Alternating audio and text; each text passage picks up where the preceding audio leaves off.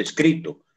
Y si va a ser escrito, va a ser puro ejercicios, con ejemplos. Porque mucha teoría aquí no hay. Porque la teoría, si no ustedes tratan de entender, va a estar un poco fregado, más que todos los que tienen una nota baja del primer parcial. Entonces, la carga de un condensador es carga igual capacidad del condensador por la tensión. Y la capacidad eléctrica del condensador va a ser carga sobre tensión.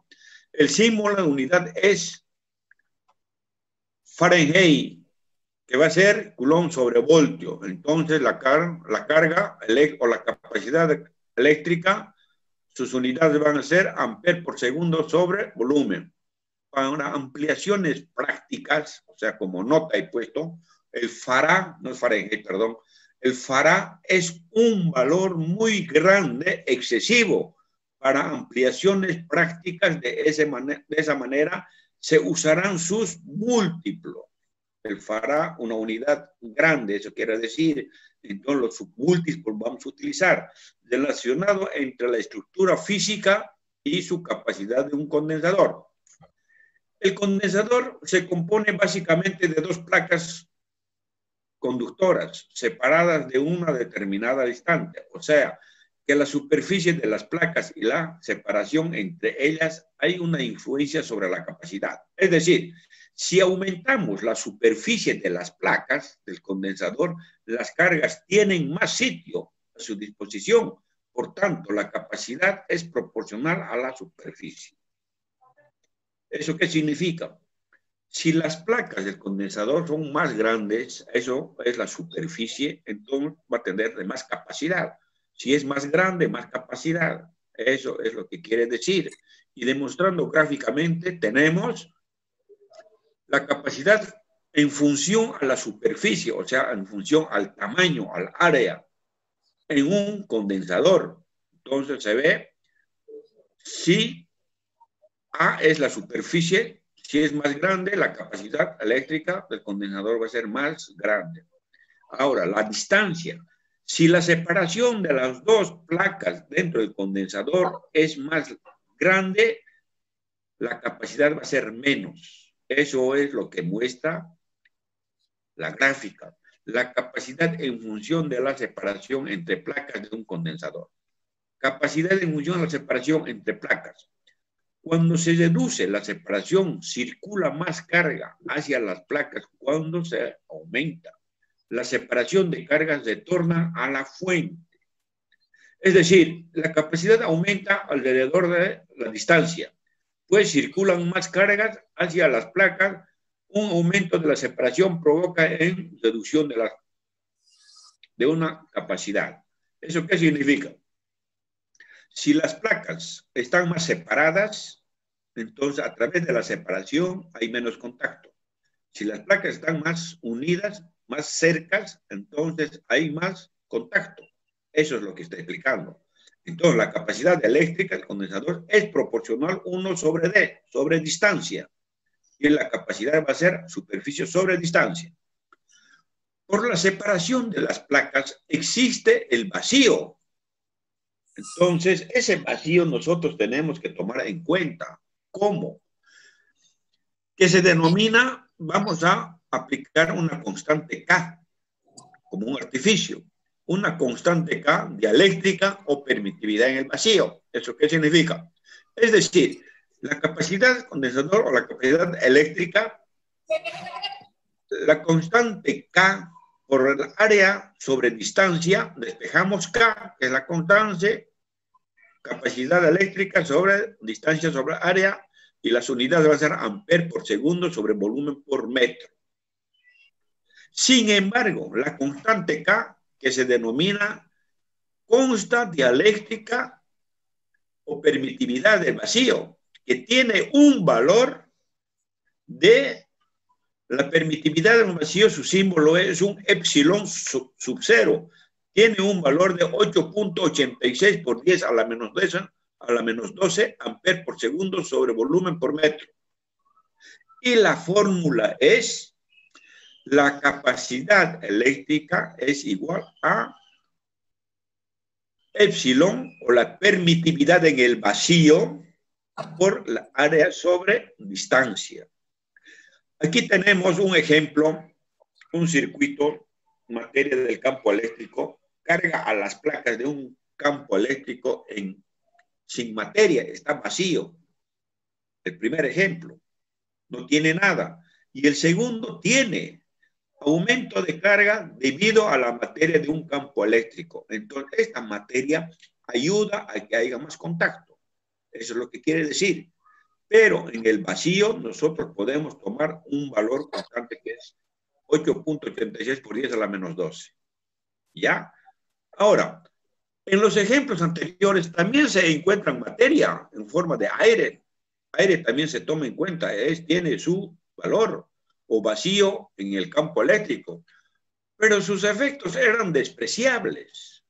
No ocurre lo mismo cuando se introduce otro tipo de materiales. Entonces, dependiendo de cada materia, vamos a dar valor. Eso ya tenemos valores dependiendo de los materiales que vamos a utilizar. Y los materiales para introducir pueden ser neutros o cargados, es decir, neutros no polarizadas, cargas polarizadas. Si introducimos carga, el material neutro en un campo eléctrico, las fuerzas del campo atraerán y se pelearán a las cargas de los átomos dando lugar a una polarización. A ver esa bulla, por favor. Es decir, frente a la placa positiva del condensador aparecerán cargas negativas y a las placas negativas aparecerán cargas positivas y así queden compensadas sobre las cargas. Entonces podemos mostrar un circuito, representación simbólicamente, cargas adicionales. Ahí tenemos positivas y negativas. Y entonces, entre esas placas hay materia, positiva, negativa. Aquí neutro, no tiene carga. Entonces, ¿eso qué quiere decir? Moléculas no polarizadas. Esa bulla, por favor. Distribución de cargas debido a la materia polarizada. Entonces, cuando tienen carga. Cuando es neutro, no son polarizadas. Cuando tiene carga positiva y negativa, son las polarizadas.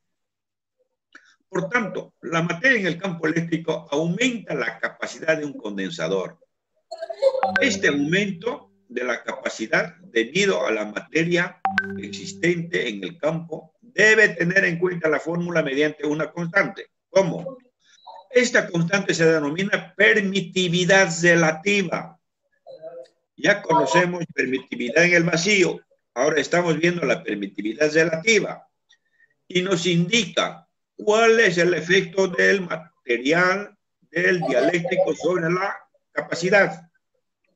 La permitividad relativa nos indica en qué proporción aumenta la capacidad de un condensador respecto al vacío al colocar un determinado dialéctrico entre sus placas. Entonces, ya conocemos la permitividad relativa es igual a epsilon sub R. El otro era epsilon sub 0 en el vacío. Esto es la relativa.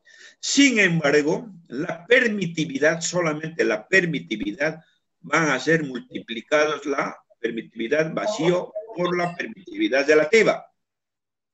Ustedes en el ejemplo que va a ver, por decir en el examen, estos valores, si no les pido la permitividad, entonces pueden aplicar solamente la permitividad en el vacío. Si hay valor en la permitividad relativa, ustedes obtienen la permitividad, solamente la permitividad en el vacío con la relativa. Y de esa manera la fórmula completa sería la capacidad del condensador es igual a la permitividad por el área sobre distancia.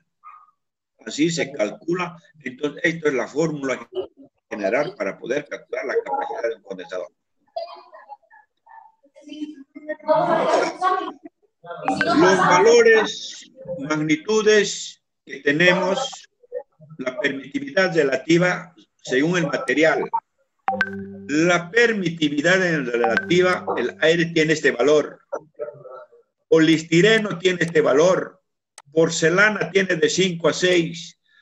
Pentóxido tiene 26. Cerámica tiene de 10, 20, 30 hasta 50,000. Entonces, estos valores yo les voy a dar como datos. Pero el valor en el vacío tenemos un valor y la relativa, estos son los valores. Multiplicados de 100 obtenemos la permitividad. Pero si no tienen la relatividad, solamente van a aplicar en el vacío. Si tienen el valor de la relativa, multiplican con el permitividad en el vacío, que tiene un valor constante y según los valores que yo les voy a dar o el tipo de material. Las características de los condensadores. Los condensadores se denominan por su capacidad nominal, tolerancia, tensión nominal y la resistencia de pérdidas. Entonces, la capacidad nominal y tolerancia, ¿cómo se denominan?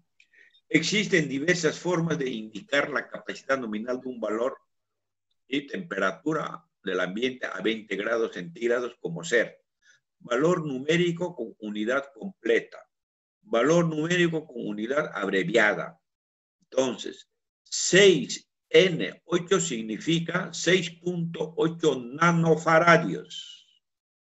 39 micro significa 39 microfaradios. Esta simbología tienen que conocer. Donde N con F es nanofaradios, tiene un valor de 10 a la menos 9 y microfaradio tiene microfaradios, o también se puede llamar un microfaradio que es 10 a la menos 9. La tolerancia indica las posibles desviaciones permisibles respecto al valor real de la capacidad. Ejemplo, la capacidad nominal de 22 nanofaradios, más o menos el 10%. Saco el 10% de 22, entonces entre más y menos, ¿entre qué límites va a funcionar? 22, el 10% es 2.2, me va a salir, menos serían 19.8 y 24.2. Entre este rango, esta capacidad nominal funciona como su capacidad del condensador. Y la tensión nominal es una máxima tensión continua o del valor máximo de una tensión alterna al que puede someterse a una temperatura del ambiente de 40 grados. Según el código de tensiones, son letras minúsculas y la tolerancia a letras mayúsculas. Con esto no se hagan problema, estos son valores ya dados, ya son codificados. ¿Para qué nos vamos a molestar? Que según mayores, yo les voy a dar todos los valores. Ahora tengo las resistencias de pérdidas. ¿En qué consiste? Los condensadores almacenan cargas, pero no por un tiempo indefinido. En realidad, el dieléctrico actúa como una resistencia conectada en paralelo que provoca pérdidas por la que se llama resistencia de pérdida. Entonces, es un circuito, es un condensador y tiene una resistencia de pérdida. Tipos de condensadores. Los condensadores se clasifican en condensadores de papel, plástico, cerámica. Condensadores variables son giratorios, trimmer, electrolitos. Estos condensadores son tipos de condensadores que se utilizan en algunos accesorios, motores, o sea, cuando se hace algún circuito, etcétera, etcétera. Se utilizan para sintonías o en los radios de emisoras. Bueno, algún día por ahí ustedes no se van a encontrar con eso. Ahora, la conexión en paralelo de condensadores. Ahí tengo carga, capacidad y me da un resultado cuando es la unión. Los condensadores pueden conectarse uno con otros al igual que las resistencias. Sabemos hacer la conexión de la resistencia en serie y en paralelo. En la conexión en paralelo, la carga total es igual a la suma de las cargas de los diferentes condensadores. Esta carga es igual a los condensadores equivalentes. Equivalente, o sea, condensadores de sub E. Entonces, carga 1 más carga 2 es la carga general y condensador general es la carga 1 con carga 2. Y las cargas pueden calcularse mediante la fórmula. La carga es igual condensador por la tensión. Es decir, la carga 1 va a ser condensador 1 por la tensión. Carga 2, condensador 2 por la tensión. Y la carga general, la carga equivalente por la tensión. Entonces, sustituyendo, tenemos carga 1 por tensión, carga 2 por tensión y la equivalencia por la tensión. Esto es álgebra 9, ustedes ya pueden dar o ya saber. Y ahí terminaría que es el campo eléctrico. Ahora lo que vamos a entrar es, esto es más bonito y más sencillo, campo magnético. El campo magnético, muchos de nosotros conocemos, por ejemplo, así en forma de carbón que vienen, esto es el campo magnético natural. Pero nosotros lo que vamos a estudiar es el campo magnético, electromagnético. Cómo generar el campo magnético a través de la corriente eléctrica. ¿Y qué significa eso? Por ejemplo, los motores. Los motores funcionan a través del campo eléctrico, o campo magnético, perdón. Eso es lo que vamos a ver. Porque el campo magnético no es más, es la concentración de la energía eléctrica, es el flujo magnético. Pero eso, ¿cómo se genera? Eso es lo que vamos a ver. Pero ¿cómo genera? ¿Cómo la intensidad? ¿Cómo es la fuerza que se puede generar a través del campo magnético? Por ejemplo, los motores, ¿por qué tienen tanta capacidad otros? Otros tienen menos capacidad. ¿Por qué los ventiladores giran más? Giran menos. Bajando la tensión, bajamos el campo magnético y disminuye la velocidad. Ahora, en un caso de los motores, el por qué un motor puede tener su capacidad de 25 HP. ¿Por qué puede tener un motor de 250 watts? Esa es la potencia de la maquinaria. Entonces, es sencillo. Podemos ver cómo generar el campo magnético. Desde allá, yo les adelanto que el campo magnético es la concentración de la energía eléctrica. El magnetismo es de gran importancia en muchos de los campos de la electrotecnia. Por ejemplo, en los motores, generadores, relés, etc. Un ejemplo más claro y sencillo se puede mostrar en un timbre domiciliario o viviendas a través de electroimán. Electroimán, estamos hablando del campo magnético.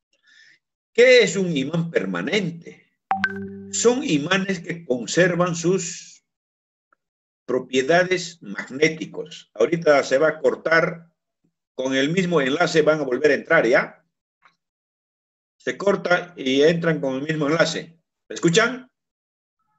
Está bien, ingeniero. Ya. Entonces, los electroimanes son bobinas por lo que se circula una corriente.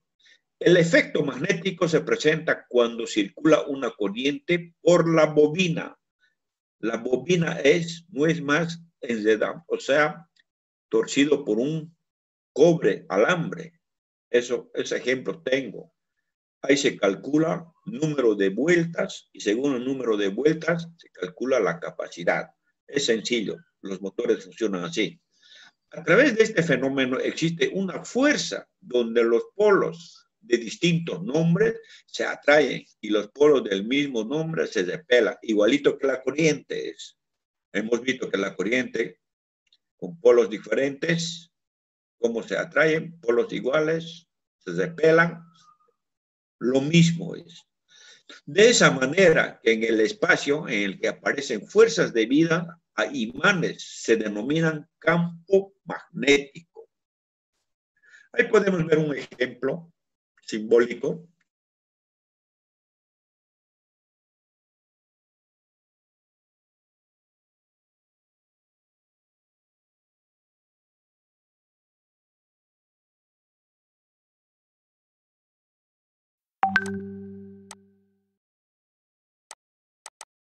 Con lo que estuvimos viendo, el espectro magnético de un imán. Esto es una varilla metálica. Y cuando está cargado o polarizado de norte a sur, ¿cómo puede circular el campo magnético? Por fuera va de norte a sur y por dentro de sur a norte. Entonces es una forma de tener el imán en una varilla. Las líneas del campo magnético discurren en el exterior del imán, del polo norte al polo sur, y en el interior del polo sur al polo norte. ¿Cómo aparece el campo magnético en una bobina? Entonces, de una varilla metálica, por decir un alambre recto. Hay que imaginarse. Es la forma que se puede presentar. Ahora, el campo magnético en una bobina. Una bobina se compone de un conductor enrollado, o sea, en círculo, por decir, formando espiras alrededor de un cilindro central. Por tanto, es conveniente calcular en primer lugar el campo magnético de una sola espira y finalmente el de toda la bobina. Ahí tenemos el campo magnético de un conductor recto, alrededor. Si hacemos circular una corriente continua de mucha intensidad, o sea, mucha corriente, por un hilo conductor y coloquemos una aguja imanada en su proximidad, observaremos que la aguja imanada, que en primer estaba orientada de norte a sur y se orientaba a otra dirección, esto significa que los alrededores del conductor existen un campo magnético, podemos volver a obtener un espectro magnético mediante limaduras de hierro. Eso se puede hacer a través de las experiencias. El sentido de las líneas del campo magnético de un conductor recorrido por una corriente depende del mismo sentido que la corriente, dependiendo cómo estamos aplicando la polaridad de la corriente. También nos muestra la relación que existe entre la dirección de las líneas de campo y de la corriente, son siempre perpendiculares. Entonces, podemos ver o mostrar a través de un tornillo, o sea, esto es una demostración simbólica, al tornillo cuando estamos metiendo, por decir, a la madera o a la pared, ¿en qué dirección entra? Es lo mismo, el campo magnético actúa. El motor, por eso, siempre va a funcionar, la mayoría de los motores, cuando tienen una sola velocidad, de izquierda a derecha. Es la forma de que va a girar el motor, eso quiere decir. Entonces, en este tornillo podemos simbolizar de esta manera, un tornillo de paso a derecha. ¿Qué significa? El paso es de hilo a hilo, ustedes conocen. El sentido de corriente va a ser línea recta por el conductor. Y el sentido de las líneas campo magnético, como si el tornillo estaría entrando, girando de izquierda a derecha. Eso es el campo magnético. Ese sentido va a tener, y a través de ese sentido del campo magnético, el motor, el eje del motor va a girar. Eso es lo que está explicando. Ahora, cuando la varilla que hemos mostrado está en forma de círculo, ¿cómo es el funcionamiento o cómo es el fenómeno del campo magnético? El campo magnético de una espira conductora es, tenemos el alambre enrollado y fíjense, el campo magnético entra de sur a norte, en los extremos. El espectro magnético de una espira conductora se puede mostrar doblando el conductor recto hasta formar una espira y haciendo circular por ella una corriente continua y luego colocado cerca de ella una aguja imanada, observaremos que la espira representa un polo norte y un polo sur, tal como se puede ver en el ejemplo. Y campo magnético en una bobina. Las bobinas mayormente son espiras. En el motor son bobinas y lo que es la circulación por la circulación de la corriente eléctrica es lo que se genera el campo magnético. ¿Por qué el enrollado de las bobinas? Para que tenga más fuerza el motor, dependiendo de los números de vueltas. Entonces vamos a calcular, más adelante hay un ejemplo, una espira, con más espira, cómo puede ser la intensidad y la fuerza. La formación del campo magnético de una bobina por una corriente aparece en todo el conductor, un campo magnético concéntrico. Los campos magnéticos de dos secciones colindantes del conductor se anulan en parte, pues tienen sentidos opuestos, se forma un campo resultante de las líneas del campo. Saldrán por una de las cifras, por una de las caras frontales de la bobina y entrada por la otra. ¿Eso qué significa? Aquí tengo la entrada por sud, esto es la intensidad. Y esto, aquí están las bobinas. Esto está circulando de izquierda a derecha y el otro de derecha a izquierda. Entonces, el campo magnético sale por el norte y entra por el sur. Ahora, el campo magnético tiene una inducción magnética. ¿Qué es la inducción magnética? La inducción magnética indica la densidad del flujo magnético de un determinado punto. En un punto dado, nosotros vamos a poder calcular la inducción magnética. La inducción magnética, su símbolo es una B mayúscula. Tienen que memorizar eso. Y su símbolo es una Tesla, una T. Entonces, donde un Tesla es igual a 1 voltio sobre segundo sobre metro cuadrado. ¿Por qué voltio por segundo? Porque estamos hablando de la intensidad de la corriente. Es la concentración de la corriente eléctrica. Por eso estas unidades llevan. ¿En qué punto? En un espacio dado. Por eso es metro al cuadrado. Y la inducción magnética, que es la B mayúscula, entonces, según las unidades que vamos a utilizar, va a ser igual voltio por segundo sobre metro cuadrado. Ahora, aquí algunos ejemplos he puesto para que nosotros tengamos idea de qué estamos hablando, para que ustedes, por lo menos, se imaginen. Muchos de ustedes no deben conocer, o sea, el funcionamiento de un motor. No deben saber cómo es el campo magnético, cómo puede dar esa fuerza a través de la concentración de la corriente eléctrica. Por decir, el campo magnético de la Tierra que nosotros vivimos tiene campo, o sea, el imán que nosotros llamamos 0.005 teslas. El campo de un conductor recto, como hemos visto, 0.0025 teslas. La bobina de hierro en los motores que existen con número de vueltas 500, por eso el número de vueltas hace mucho, y con una intensidad de 2 amperes, tiene 0.02 teslas. Imán permanente, que ustedes o quizás tienen así en tipo carboncito, cuando las monedas se atraen, tiene 0.1 tesla. Y un electroimán potente, generado por la corriente eléctrica, tiene 100 teslas. Por eso los motores se generan a través de electroimán. Y la corriente eléctrica igual se genera a través de electroimán. Ahora, de lo que le estoy hablando, el flujo magnético.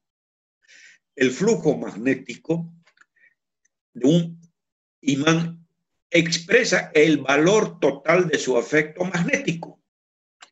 Previo, ya conocemos la inducción magnética. ¿Ya? Hemos dicho la inducción magnética indica la densidad del flujo magnético. Ahora vamos a conocer qué es el flujo magnético. El flujo magnético de un imán expresa el valor total en un efecto magnético.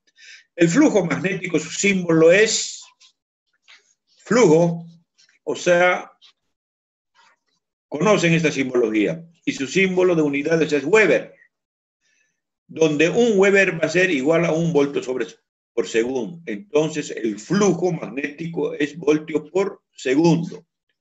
Por tanto, el flujo magnético va a ser igual a la inducción magnética, que es la B mayúscula, por el área A. Y sus unidades son 1 Weber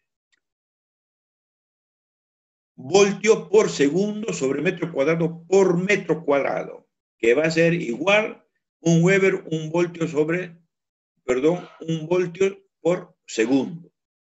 Llegamos a esta unidad. Esta unidad está relacionada, entonces 1 Weber que va a ser igual a voltio por segundo. Ahora, ¿qué es la fuerza magnetomotriz? La magnetomotriz, entonces, es igual a un imán permanente, una bobina recorrido por una corriente puede originar un campo magnético.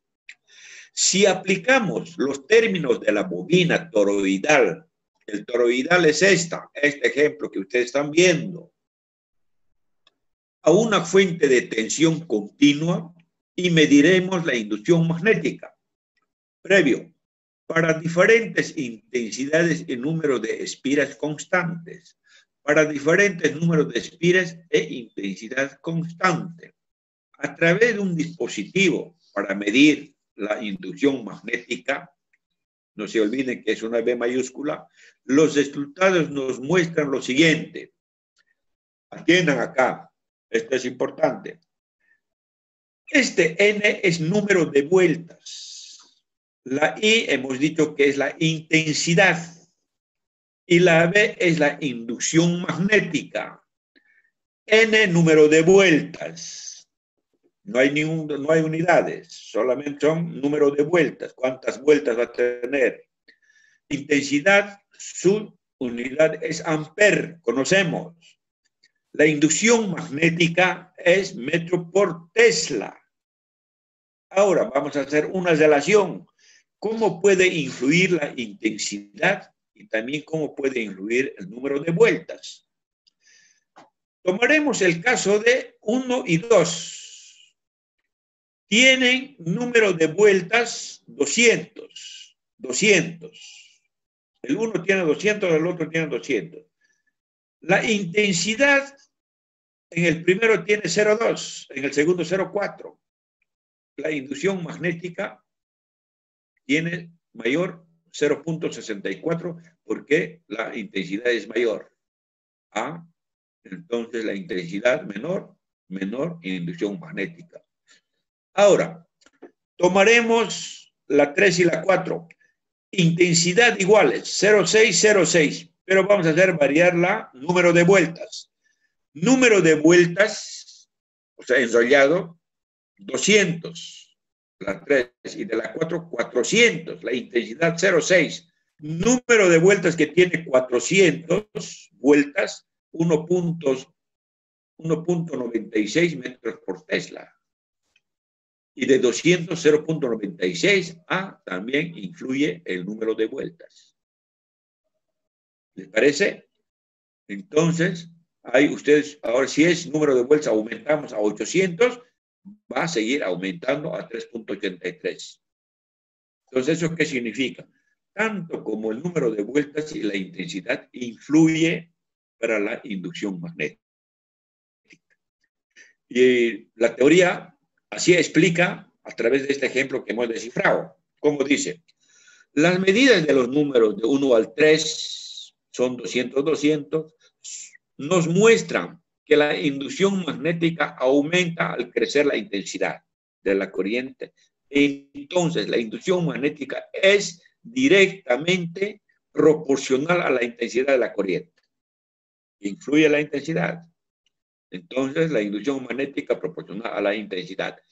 Y los resultados de las medidas de 3 a 5 nos muestran que al aumentar el número de espiras, crece la inducción magnética. Entonces, la inducción magnética es directamente proporcional al número de espiras, que es la N. Y podemos ver aquí ese ejemplo. Por tanto, La inducción magnética depende del producto de la intensidad por el número de espiras. Este producto se denomina fuerza magnetomotriz. Estamos buscando ahorita fuerza, el motor para que pueda girar.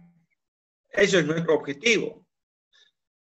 Es decir, fuerza magnetomotriz, su símbolo es una tita, que va a ser igual a intensidad por número de vueltas, y la unidad es amperes.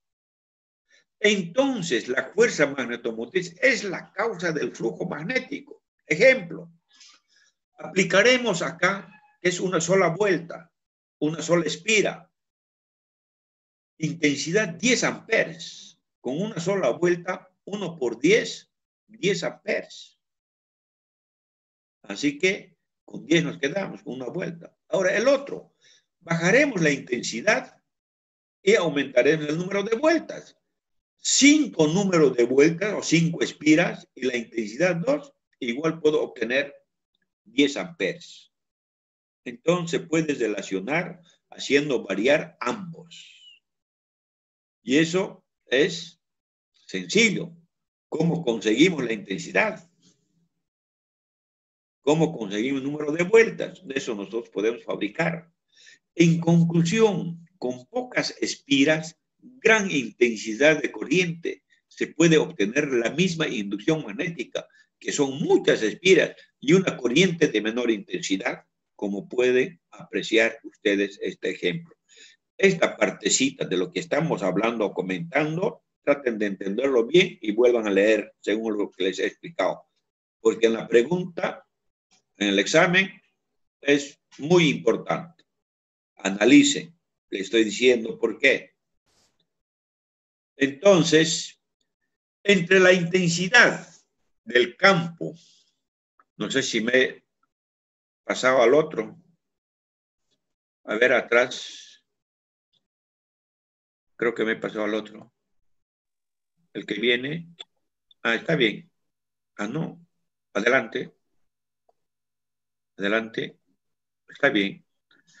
La intensidad del campo magnético, al aumentar la longitud media del toroidal que han visto tiene una longitud de las líneas de campo, disminuye la inducción magnética. Entonces, la inducción magnética es inversamente proporcional a la longitud de las líneas del campo, que es L. L es la longitud del toroidal. Por otro lado, la inducción magnética depende de la fuerza magnetomotriz. La inducción magnética proporciona a la fuerza magnetomotriz sobre longitud por metro. Este cociente, inducción o electromotriz θ sobre L, define la intensidad del campo magnético. La intensidad del campo magnético es el cociente entre las magnitudes. Fuerza magnetomotriz, esa es la simbología, FMM, y la longitud de las líneas de campo. Intensidad del campo magnético, su símbolo es una H mayúscula, intensidad del campo magnético. Eso es lo que estamos buscando. La intensidad va a dar la fuerza, menos fuerza, más fuerza, etcétera, etcétera. ¿Con qué intensidad del campo magnético está actuando? ¿Cómo vamos a generar eso? A través de los números de vueltas y de la intensidad eléctrica. Ahora, no me van a confundir la intensidad de la corriente con la intensidad del campo magnético. Ahorita estamos viendo la intensidad del campo magnético. Más atrás hemos visto la intensidad de la corriente eléctrica. Ojo. Entonces, la intensidad del campo magnético, que es H, sobre fuerza magnetomotriz, que es θ, sobre L, que va a ser igual a la intensidad de la corriente eléctrica por el número de vueltas sobre la longitud. Y la simbología va a ser amper sobre metro. El amper es intensidad por número de vueltas y metro es de la longitud. Esas son las unidades. La relación entre la inducción magnética e intensidad de campo magnético nos expresa el valor del efecto magnético aparece como consecuencia de una corriente eléctrica. Y la intensidad del campo magnético, que es H, depende de la intensidad de la corriente. Y estamos manejando del número de espiras N y de la longitud de la línea del campo L. Entre la intensidad del campo magnético y la inducción magnética debe existir una relación como la intensidad del campo magnético es amperes sobre metro y la inducción magnético es voltio por segundo sobre metro. Son diferentes las unidades, donde ambas magnitudes deben estar relacionadas a través de una constante K, que tienen una determinada unidad. Por otro lado, la inducción magnética, que es la B, es proporcional a la intensidad del campo magnético, que es la H. Entonces va a ser la inducción magnética proporcional a la intensidad del campo magnético. Aplicamos este artificio K, despejamos K, inducción sobre este K. Nosotros vamos a calcular de la forma constante con los siguientes valores. Entonces, después de calcular este K, ya con estos valores, vamos a bautizar con un nombre. Esto Oliver les va a demostrar. Es sencillo, no es más que aplicar la fórmula. La única trampa está aquí. La inducción magnética dice 0.64 metros por Tesla. Entonces, esta unidad hace variar. Para que sea voltio por, aquí a ver, para que sea voltio por segundo sobre metro, esto hay que aplicar 0.64 por 10 a la menos 3. Y con esto se trabaja con las unidades. Ese ejemplo les va a demostrar Oliver. Se ha demostrado a través de la constante K tiene una determinada unidad, entonces existe una relación. Ahora, podemos expresar la constante K como permeabilidad y su símbolo es mu. Que mu es, sus unidades son voltio por segundo sobre amper por metro. La permeabilidad nos indica con qué facilidad atraviesa el campo magnético la materia. O sea, si esta es una buena conductora o no del campo magnético. Como ejemplo, podemos citar aire, cartón, aluminio, yeso, etc. ¿Qué quiere decir esto?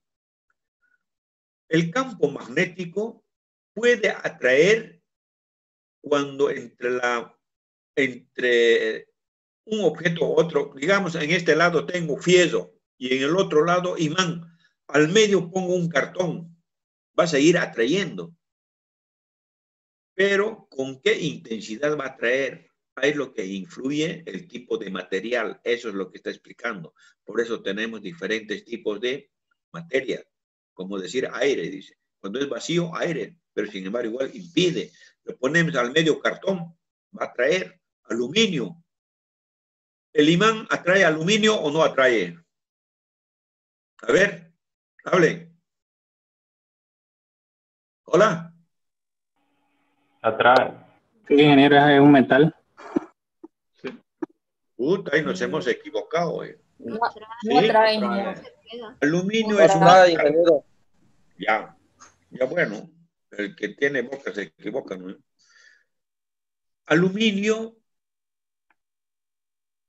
es considerado no ferroso, ¿ya? Entonces, ¿qué significa? Aluminio casi no atrae directamente, pero hierro sí atrae, entonces ahí se clasifican ferrosas y no ferrosas. Las ferrosas son hierro, después acero inoxidable, etcétera, etcétera. Y los no ferrosas son como aluminio, bronce, cobre. Entonces eso casi no atrae. Eso tienen que tener en cuenta, ¿ya? Entonces, en cualquier motor, aluminio muy poco se utiliza. Como protector se puede utilizar aluminio, pero así como conductor, no. En el imán casi no atrae. De esa manera, la permeabilidad sub cero, que es el cociente entre la inducción magnética y la intensidad del campo magnético en el vacío. Por tanto, la inducción magnética en el vacío es la inducción magnética sub cero, va a ser igual la permeabilidad sub cero por la intensidad de corriente. O perdón, por la intensidad del campo magnético, H. Ahora se puede calcular la inducción magnética en el vacío. La inducción magnética en el vacío tenemos 6 valores, ¿ya? Y podemos obtener la inducción magnética a través de esta fórmula. Y la inducción, la influencia de materia del núcleo sobre la inducción magnética, suponiendo el núcleo empleado es uno solo, se diferencia solo en materia, por ejemplo, hierro tiene una inducción magnética 940 metros por Tesla. Es considerado como la materia ferromagnética. Hay bastante aumento considerado de la inducción magnética. Aluminio tiene, pero muy poco, 3.77 metros por Tesla. Es considerado como materia para magnéticas. Pequeño aumento de inducción magnética. Cobre, lo mismo. Madera, lo mismo. Pero no se siente lo que atrae el campo magnético. Tiene los metros por Tesla, pero no se siente. Tiene muy poco. Mientras un hierro, un fierro, por decirles, o acero, 940 metros por Tesla. Por eso atrae. El efecto de un material sobre el campo magnético se indica mediante la permeabilidad relativa. Conocemos la permeabilidad en el vacío, ahora vamos a ver la permeabilidad relativa. La permeabilidad relativa es mu sub R, que va a ser igual a la permeabilidad por la permeabilidad sub cero. Y la permeabilidad solamente va a ser multiplicado, como en el anterior caso, permeabilidad vacío por la permeabilidad relativa. Y recién calculamos la inducción magnético total. La inducción magnético total va a ser la permeabilidad en vacío por la permeabilidad relativa por la inducción magnética. Ahora, recién con esto, vamos a tratar de calcular la fuerza. ¿La fuerza qué? ¿Para qué? La fuerza vamos a calcular un motor con qué fuerza puede girar según la capacidad. Pero ¿en qué está la capacidad? En la inducción magnética, en la intensidad. Entonces, ¿qué tanto puede ser, qué tan intenso puede ser el campo magnético? ¿Cómo puede atraer a un objeto de lo que estamos hablando? Eso es lo que tenemos que calcular ahora, la fuerza del campo magnético. Y los motores se caracterizan por eso. ¿Y eso cómo conseguimos? A través del embobinado de las espiras. Y también a través de la intensidad. Entonces podemos decir, la acción de las fuerzas se presentan tanto en los imanes permanentes como en los electroimanes, o sea, conductores recorridos por corriente. Sobre un conductor recorrido por una corriente y situado en un campo magnético, actúa una fuerza. El sentido de esta fuerza depende del sentido de la corriente. El sentido de la corriente... A ver un momentito. El sentido de la corriente del conductor y el sentido del campo magnético. Ejemplo, en una hesadura. Ahora ahí tenemos las fuerzas sobre un conductor recorrido por una corriente en función al campo magnético. Estas fuerzas vamos a poder diferenciar la próxima clase. Aquí nos quedaremos y ya no nos falta mucho. Ya después de terminar ya podemos programar nuestro examen y cómo hacer en el caso de que si va a haber muchos reprobados, habrá que ver, pues, como lo llaman ustedes, el repechaje. Lo que me gustó es casi muchos de ustedes se han interesado por la materia y siempre van asistiendo. Yo no estoy controlando nada de eso y se ha notado en los exámenes. Todos los que asisten a clases no han tenido ningún problema. Los que no asisten a clases han tenido problemas. No sabían qué iban a hablar, no sabían qué les preguntaba, y los que estaban en clases no han tenido problemas, así como Padre Nuestro, yo les hacía parar. Y tienen por eso buena nota. Entonces, nos quedaremos acá. La próxima clase vamos a... ¿Va a pasar las notas al grupo? ¿O cómo podemos saber los que entramos tarde? Perdón, no la entendí. ¿Va a pasar las notas del parcial al grupo? Las notas ya les he dado a todos. El que no estaba, mala suerte. Porque ya no estamos así como se dice en clases presenciales. Aquí tiene que ser como es nomás. Ahorita el 90% hay aprobados. El 10% están los que no han asistido, pero los que están con nota baja, yo sé que van a superar esa nota. Vamos a dar opción, oportunidad, pero los que no se han presentado al examen, ahí nomás queda. Porque yo les he dado tanto, ustedes han fijado la fecha de examen. No les he puesto yo la fecha, ustedes han elegido. Entonces ya no tenían por qué postergar. Incluso un viernes hemos postergado y ahora seguir postergando, no. También tiene que haber seriedad. ¿Les parece? Entonces, ya les he dado la nota, ahora vamos a dar un solo examen más como final y después de eso vamos a evaluar. Yo creo que al 90-95% les va a ir bien. Pienso y creo. Al 100% no creo. Ingeniero, disculpe, siendo así que vamos a dar un solo examen, ¿cómo se modificaría la ponderación? Disculpe. No, ¿cómo va a ir uno a un solo examen? Con un solo examen, ¿cómo va a probar? O sea, nomás se queda, ¿no? Porque el reglamento dice, no es primer parcial, segundo parcial y final. Pero como nosotros en una situación medio fregado, yo les voy a tomar primer parcial ya hemos dado, ahora el final va a valer por el segundo más. Y ahí sale la nota. No hay donde perderse. El que no se ha presentado al examen, ¿cómo va a probar con un examen? No, no puede. Seremos un poquito más conscientes. ¿Les parece? Entonces, este viernes no vamos a pasar como hoy día nomás ya. ¿Ya? Tenemos tiempo. Todo Ingeniero, septiembre. Ingeniero, Sí. disculpe, eso le queríamos comentar nosotros, lo habíamos hablado en el grupo, que si podríamos pasar con usted clase como hoy día, digamos los días martes, ¿no? Y pasar luego en su otro horario con el auxiliar, para así poder estar a la par con usted. Por eso, los viernes aprovechen, exploten a Oliver. Con él van a pasar. Yo voy a hablar a él. Todas las dudas saquen. ¿Ya? Ok, ingeniero. Y los Ok, ingeniero, gracias. ¿Ya? Entonces quedamos en eso. Viernes saquen las dudas a Oliver y el martes nos vemos conmigo. Chao, chao. Sí, niña, a ver, ¿quiere hablar? Inge, entonces, este examen que vamos a dar ya que estamos acabando ya el tema, porque en una clase ya acabamos.